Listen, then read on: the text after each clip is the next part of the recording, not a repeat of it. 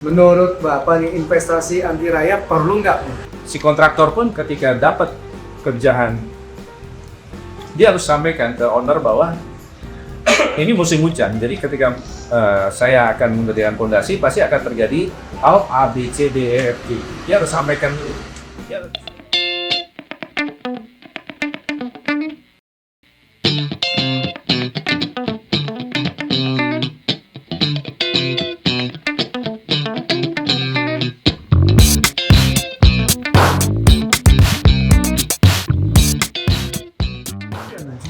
Bicara dulu Panggo ya, kita warga masyarakat adat zaman dahulu ya, gimana ya dia bisa mengetahui istilah apa tadi, songgit, gimana caranya Pak? Nggak ada alat menggerakan, itu digali ya, atau gimana nggak? Kalau pengalaman Enggak. Kalau menurut saya sih nggak perlu juga Pak, ada nggak ada yang 4 lantai Pak. Oh iya, Bangunannya juga ringan semua. iya, betul. Itu hanya terbatas untuk pembinaan sisi dan mana aja. Iya. Gitu kan. Untuk yang struktur sebenarnya berat. Oke itu. Nah tadi saya mau kembali ke jenis fondasi ya. Fondasi itu banyak adalah fondasi dangkal itu apa? Fondasi dangkal itu dia mengutamakan luasan Pak. Jadi misalnya tanah, nah misalnya ini kafe kita segini, ya. Kalau pakai panca, ini cuma beberapa titik aja Pak, tek. Tapi dalam banyak sampai tanah keras. Tapi kalau fondasi dangkal itu, dia fondasinya sekafling Bapak ini dicor semuanya. Misalnya dalamnya ada 50 cm, jadi rata semua. Ini dia jadi tanah itu kan dia memiliki kuat tekan ya Pak, kuat tahan gitu. Jadi ketika merata ini dia akan nahan semua merata. Jadi bangunan kalau turun pun turunnya rata Pak. Jadi tidak berkikik gitu. Jadi nggak rekat. Jadi nah ini apa? Sebelum ini biasanya kita cerucuk nih Pak. Pakai kayu doga kafling Bapak, sebabnya kayu merayu. Biasanya tadi ya kita bahas untuk tanah rawa ya. Nah terus baru dibikin fondasi telapak foot plate, kita nyebutnya foot plate. Nah, telapak foot plate yang sebesar kafling Bapak ini dicor semua. Baru deh kita bikin lagi bangunannya. Jadi rata nih. Penguatan alas gitu ya. Iya, cor semuanya. Itu kan sebelum dicor tuh ada lapisan kayak batu apa sih? Kalau kita buat aspal tuh ada batu yang keripik. Nggak ada Pak. Nggak ada ya? Enggak, sebelum kalau fondasi itu kita ratakan aja. Dan karena nanti kita base fondasi itu adalah beton. Oke. Gitu. Oke, nah ini terkait sekarang masalah pembangunan rumah yang dibangun saat musim hujan ya kan. Kadang PR-nya tuh Pak, kalau kita ngirim material, buka belepotan tuh jalanan tuh. Iya. Becek lah tanahnya, pasirnya segala macam. Nah kalau di musim hujan gini, bahkan kadang antara kita nunggu material datang, jadi aksesnya dimungkinkan terhambat nih. Nah ada nggak trik rahasia dari kontraktor untuk memastikan material tetap datang tepat waktu tanpa merusak jalan apapun mungkin lah ya, apa yang kita perlu? Nah itu hujan itu sebenarnya musuhnya kontraktor ya hujan ya Pak. Ya. Kontraktor hujan. Jadi biasanya kami kontraktor itu nyikapinnya begini. Dalam tahap pembangunan itu musuh Pak. Misalnya ini kita tergantung tahapnya di mana nih Pak. Kalau tahap awal-awal pas kita lihat segala macam udah kita nyerah udah pasti itu. Mending kita ajuin ke kontraktor ajuin izin ke owner untuk pending dulu. Nah ini gunanya pakai kontraktor nih. Kalau harian, owner pasti rugi. Karena dia udah masuk kan, tukang udah masuk, mau hujan mau apa ya. Iya bayar. Gimana? Bayar. Dan kalau harian itu, tukang paling seneng kalau hujan.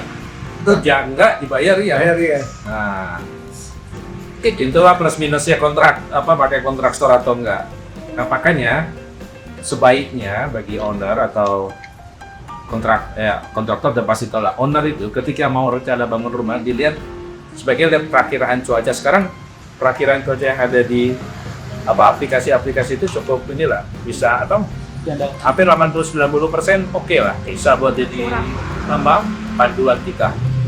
Jadi misalnya musim hujan ya sebaiknya tunda dulu lah. Itu aja sih.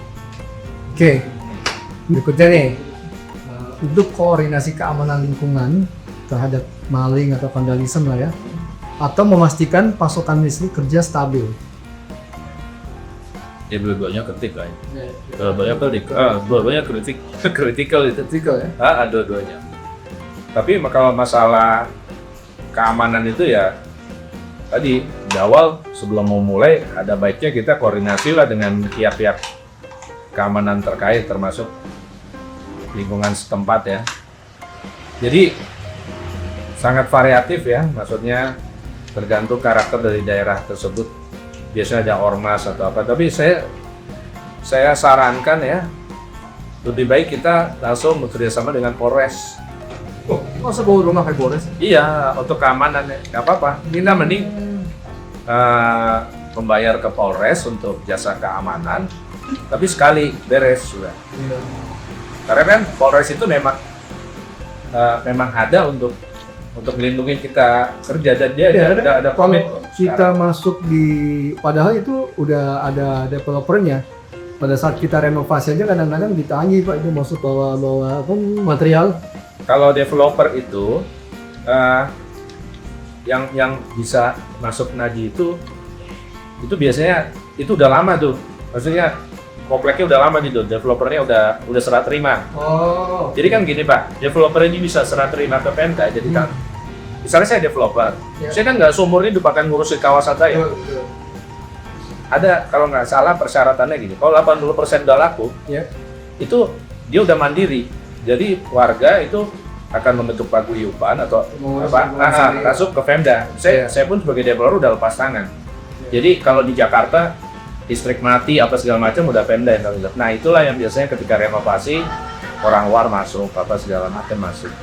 Nah itu biasanya disikapinya oleh paguyuban Pak, pengelola lingkungan situ dia pasti ada lah. Dia akan membentuk suatu kalau saya nggak tahu ya biasanya kalau misalnya belum disebut satu RT itu ya paguyuban ya namanya, paguyuban komplek apa gitu. Nah dia akan buat kerjasama dengan ormas-ormas itu. Misalnya, oke, lo boleh minta duit ke truk yang masuk, tapi lo yang turunin gitu. Jadi jangan minta uang aja, kerja dong lo. Turunin semen, ingin pasir gitu. Ya kayak gitulah biasanya dibuat skema-skema kayak gitu. Kalau tadi masa untuk keamanan sama pasukan listrik itu mana yang kira-kira ya di kan mungkin bisa lembaran bisa enggak, tapi yang di dia bahkan saya membangun nih takutnya nih kita masih gelap terus nanti ada maling masuk atau mendingan listrik dulu kita pasang. Enggak, bangun rumah kan siang Pak, malam jarang Pak. Oh iya, malam paling tukangnya aja tidur setelah Oke. Selanjutnya nih mengenai dari batu kali nih atau telapak atau straw pile sampai pancang kita wajib pakai pondasi atau pondasi dalam seperti pancang, dan kapan pondasi dangkal itu dianggap cukup. Ya apa tadi indikator utamanya? Tadi dari sondir tadi Bang. Sama ya? Sama dari sondir. Dari sondir itu kita akan tadi kan Bapak udah simpulkan juga bahwa dari sondir itu kita bisa nentuin pondasi apa. Gitu. Nah bedanya begini Pak, mungkin Pak ini aja ya, intermezzo aja ya.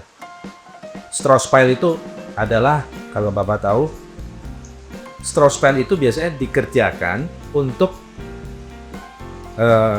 kawasan ya, kita mau masukin alat pancang susah Pak. Oke.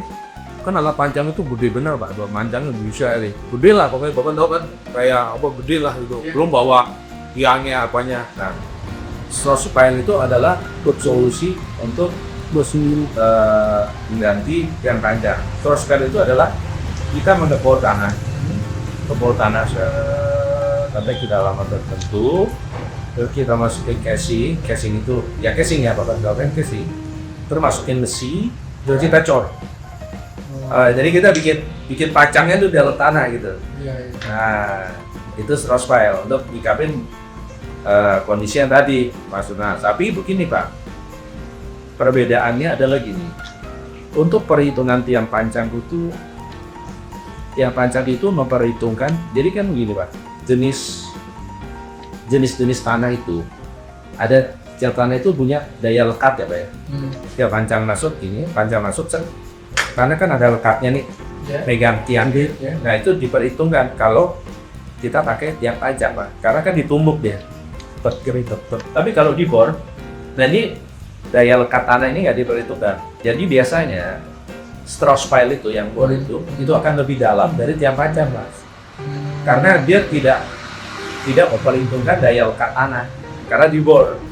Nah itulah biasa. Ya ada plus minusnya segala macam lah. Ada perhitungan lebih detail ya. Oke, nah ini lagi nih satu lagi nih. Ketika terjadi penggalian fondasi saat musim hujan, apa sih strategi mana paling efektif untuk yang cegah genangan air atau lamanang lah di lubang penggalian dan melindungi integritas tanah di sekitarnya? Oke, itu bagus sih Mas ya. Ini jadi ceritanya bangunnya pas musim hujan nih ya. Tuh kayak kan. Kalau musim kering kasih tanah. Udah beres, udah ownernya buru-buru deh. Ini nih saya bahas cepat aja ya bikinnya. Si kontraktor pun ketika dapat kerjaan dia harus sampaikan ke owner bahwa ini musim hujan. Jadi ketika saya akan mendirikan fondasi pasti akan terjadi A, B, C, D, E, F, G. Dia harus sampaikan, dia harus disclaimer. Karena kalau enggak nanti akan reward lah nanti pas sudah jalan. Dan si owner pun juga harus terima hal tersebut. Oke. Ini sifatnya bisa kerja tambah ya. Dalam kerja tambah artinya kalau terjadi pekerjaan tersebut akan ditagih, kalau enggak ya enggak. Jadi begini, salah satunya ketika kita udah gali terus hujan, yang jelas galian fondasi kita itu akan jadi kolap.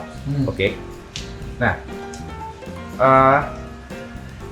kita itu ketika ngerjain fondasi itu, galian fondasi itu, kita harus siapkan buangan Mbak, buangan ke depan.